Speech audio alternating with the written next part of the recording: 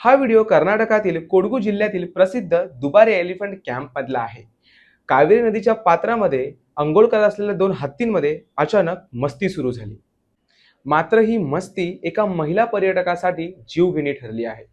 दोन हत्तींच्या लढाईत या महिलेचा हत्तीच्या अंगाखाली येऊन चिरडून मृत्यू झाला आहे। या घटनेने सर्वत्र थरकाप उडवला आहे। यावेळेस घडलं तरी काय? तर मिळालेल्या माहितीनुसार दुबारे कॅम्पमध्ये कावेरी नदीच्या काठावर कंचन आणि मार्तंड या दोन हत्तींना अंघोळ घालण्याचं काम सुरू होतं।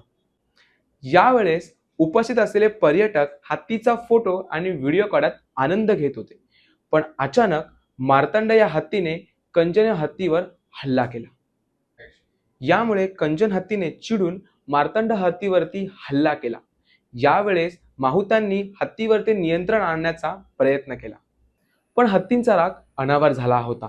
जोरदार धडकेमुळे मार्तंड हत्ती पाण्यात पडला, पण याच वेळी एका महिला पर्यटक हत्तीच्या अंगाखाली येऊन दबली गेली आणि तिचा वेदनादायी मृत्यू झाला। जिन्सू असे 33 वर्षीय मयत महिलेचे नाव असून ती तमिळनाडू येथील चेन्नई येथील पलवरम येथील रहिवासी होती। या दुर्घटनेतून तिचा पती आणि चिमुकलेले या दुर्घटनेतून बचावले। हा हृदयद्रावक व्हिडिओ पाहून अनेकांनी हळहळ व्यक्त केली आहे। या घटनेनंतर कर्नाटक सरकारने दुबारे हत्ती कॅम्प 2 दिवसांसाठी बंद करण्याचे आदेश दिले आहेत।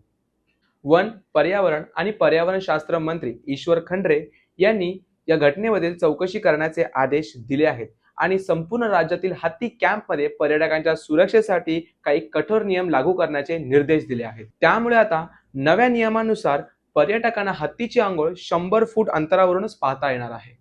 तसेच हत्तींना स्पर्श करणे, जवळ जाऊन फोटो काढणे, त्यांना अंघोळ घालणे, केळी, ऊस आणि गूळ यासारखे खाद्यपदार्थ हाताने खाऊ घालण्यास सक्त बंदी आहे।